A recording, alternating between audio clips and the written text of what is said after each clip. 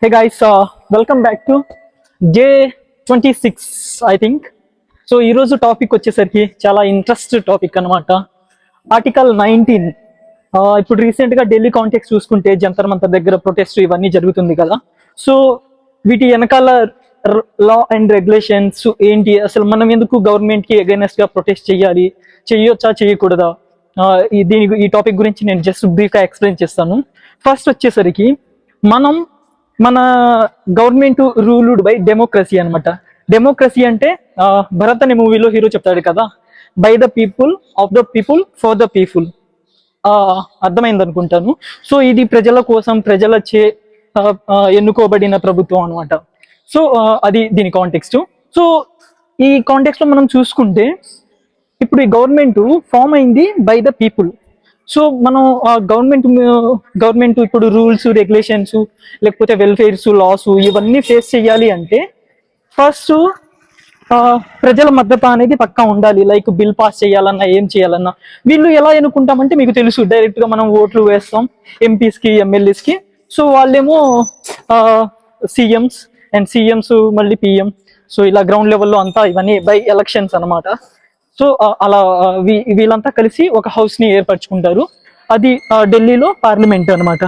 Even state లెవెల్లో కూడా ఉంటది లెజిస్లేటివ్ అసెంబ్లీ అని, లైక్ మన ఎమ్మెల్యేస్ అందరూ కూర్చుంటారు కదా, అలాగే ఎంపీస్ అందరూ కూర్చొని ఒక హౌస్ అనమాట. సో డైరెక్ట్ గా పీపుల్సే పంపిస్తారు, అంటే సాధారణమైన ప్రజలు. సో ఇక్కడ ఇప్పుడు కాంటెక్స్ట్ ఏంటంటే, రూలింగ్ లో ఉన్న గవర్నమెంట్ బీజేపీ పార్టీ, అది అందరికీ తెలుసు. అండ్ ఇంకొన్ని పార్టీస్, వేరే పార్టీస్ అనమాట. పార్టీస్ ఏదైనా కానీ గవర్నమెంట్ రూలింగ్ లో ఉందా లేదా అనేది మనం ఫస్ట్ చూడాలి. సో రూలింగ్ లో ఇప్పుడు బీజేపీ పార్టీ అనేది ఉంది. సో ఇప్పుడు ప్రాబ్లం ఏంటంటే, జాబ్స్ రీసెంట్ గా న్యూస్ పేపర్, న్యూస్ పేపర్ కాదు, neat paper leakage and something, సరిగ్గా ఈ అన్ఎంప్లాయ్మెంట్ అనమాట, ఇవన్నీ ఈ మధ్య ఎక్కువగా పెరిగిపోయింది కదా. సో వీటి గురించి ప్రాబ్లం అయిపోయి, అండ్ మెయిన్ థీమ్ వచ్చేసరికి కాక్రోచ్ జనతా పార్టీ అని కొత్తగా వచ్చింది కదా.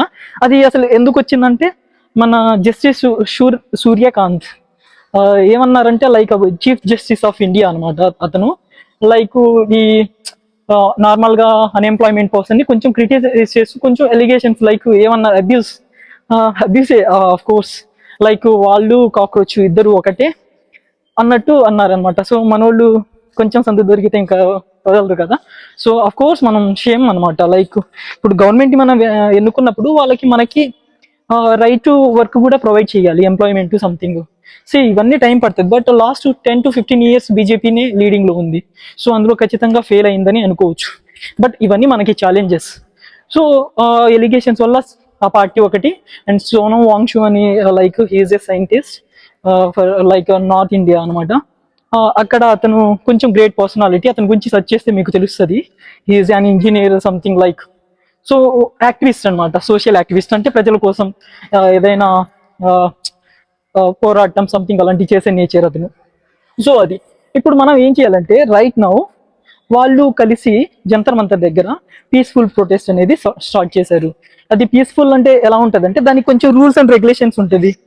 లైక్ ప్రొటెస్ట్ అసలు ఎందులో వస్తుంది ఏంటి అంటే, మన ఆర్టికల్స్, అంటే మన రైట్స్ మనం తెలుసుకోవాలి. యాజ్ ఏ ఇండియా రిప్రజెంట్ చేస్తూ మన రూల్స్, రెగ్యులేషన్స్ మనకు తెలిసి ఉండాలి. సో ఫస్ట్ వచ్చేసరికి ఇక్కడ ఆర్టికల్ 19 అనమాట.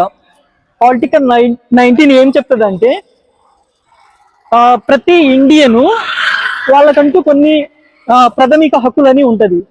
సో వాటిలో ఈ ఆర్టికల్ 19 ఒకటి చాలా ఇంపార్టెంట్.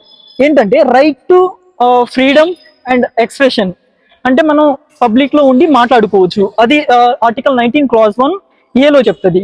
clause 1 బిలో ఏం చెప్తుంది అంటే, మనం ప్రొటెస్ట్ స్టార్ట్ చేయొచ్చు like peaceful manner without any harm, like weapons అనమాట. సో వెపన్స్ అవేం లేకుండా మనం స్టార్ట్ చేసుకోవచ్చు ప్రొటెస్ట్ అనేది. అండ్ అదే ఆర్టికల్ clause 1 అలా చెప్తే, clause 2 ఏం చెప్తుందంటే, మనం ప్రొటెస్ట్ చెయ్యాలి అంటే పీస్ఫుల్ ప్రొటెస్ట్, దానికంటూ కొంచెం రూల్స్ అండ్ రెగ్యులేషన్స్ ఉంటుంది, with the help of law and order, which is like police. ఇప్పుడు ఢిల్లీలో జంతర్ మంతర్ అనేది ఒక హాట్ స్పాట్ అనమాట ఫర్ ఏంటంటే ప్రొటెస్ట్ చేయడానికి. ఇప్పటి నుంచే కాదు, ఇది హిస్టరీ నుంచి రిపీట్ అవుతుంది. అందరూ అక్కడ వెళ్ళి చేయటం సంథింగ్. సో ఈరోజు ఇక్కడే కూర్చొని మాట్లాడతాను. ఓకే. సో అప్పటి నుంచే జరుగుతుంది అనమాట ఈ ప్రొటెస్ట్లు సంథింగ్. రికార్డ్ అవుతుందో లేదో let me check. Okay. So ఇది అప్పటి నుంచే జరుగుతుంది అనమాట ఈ ప్రొటెస్ట్ సంథింగ్ ఇవన్నీ. మనం ఇప్పుడు ఏం చేయాలంటే ఆర్టికల్ 19 క్లాజ్ 1 పట్టుకుంటే అవి ప్రాథమిక హక్కుల్లోకి వస్తుంది అనమాట. వీటిలో మనం ప్రొటెస్ట్ చేయొచ్చా లేదా అనేది అందులో క్లియర్ గా మెన్షన్ చేసింది. ఎస్పెషల్లీ యూనో నిన్న కొంచెం డిస్ప్యూట్స్ అయింది, లైక్ వెళ్ళి అందరి మీద లైక్ పోలీస్ ఛార్జ్ కానీ ఇవన్నీ చూసుకుంటే గవర్నమెంట్ ఏజెంట్ ఎలా ఉంటారంటే గవర్నమెంట్ కోసమే లైక్ ప్రిపేర్ అవుతా, ఐ మీన్ ప్రొటెస్ట్ కి అగైనెస్ట్ గా ఉంటారు. లైక్ ఇప్పుడు పోలీస్ వీళ్ళందరూ ఎవరు, లైక్ గవర్నమెంట్ కింద పనిచేసే వాళ్ళు. సో వాళ్ళకి కొన్ని రూల్స్ రెగ్యులేషన్ ఉంటుంది, వాళ్ళ పై నుంచి ప్రెజర్ ఇవన్నీ ఉంటుంది, లైక్ డీసీపీ లెవెల్లో అనమాట. సో ప్రొటెస్ట్ చేయాలంటే మనం ఫస్ట్ చేయాల్సింది లైక్ ప్రాపర్ వ్యాలిడ్ రీజన్ ఒకటి ఉండాలి. And that to law and order maintenance, ఇలాంటి ప్రాబ్లమ్స్ ఏం డిస్ప్యూట్స్ అవ్వకుండా వాళ్ళు ఒక ప్లేస్ ఉంటుంది. So certain but what ever. ఇప్పుడు నా ప్రాబ్లం నాకు ఏమర్థమైందంటే ఇది ఓకే బాగానే జరుగుతుంది, బట్ యూనో మార్చ్ ర్యాలీ ఇవి ఎప్పుడైతే వస్తుందో లైక్ ఎక్కువ పర్సన్స్ గ్యాదర్ అయ్యి చేసేవి, వీటికి ఒక సెర్టైన్ ప్లేసెస్ ఉంటుంది, అక్కడైతే బెటర్.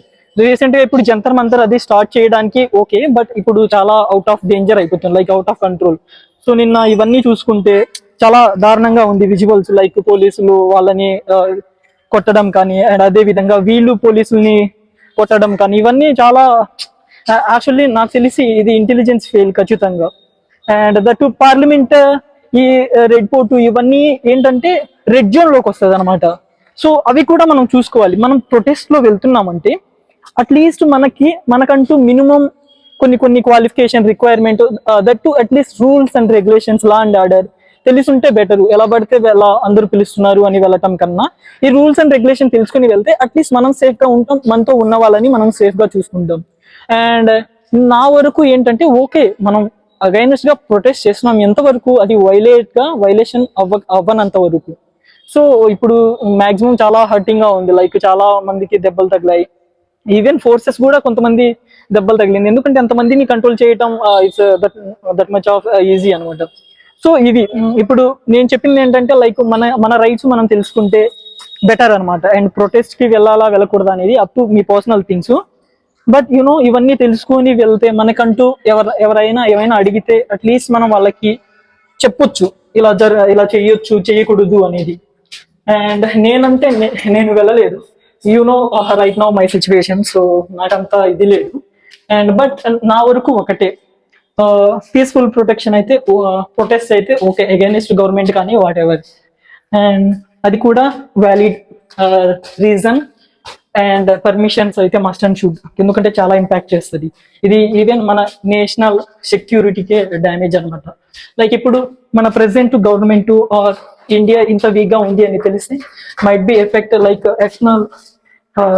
ఎక్స్టర్నల్ కంట్రీస్ ఇవన్నీ ఇదే లూప్ హోల్ గా తీసుకొని మన యువతని వాళ్ళని మేబీ ట్రైన్ చేసి అలా గైడ్ చేస్తారు, అంటే ఫండింగ్ ఇచ్చేసి మేమే గొప్ప అన్నట్టు అలా చూపించుకుంటారు. సో మనం వీక్ గా ఉండకూడదు, ఎట్ ద సేమ్ టైం ఇలా అణిగి ఉండకూడదు. సో ఇదే ప్రజెంట్ కాంటెక్స్ట్ అయితే. పైకి వచ్చేసాను, మీకేం అర్థమైందో ఏంటో, బట్ ఆర్టికల్ 19 గురించి ఒకసారి తెలుసుకోండి, చాలా ఇంపార్టెంట్ అది. సో ఈ రోజుకైతే ఇదే. అండ్ మీరు ఏమైనా చెప్పాలి అనుకుంటే జస్ట్ కామెంట్లో చెప్పండి. That's it, thank you.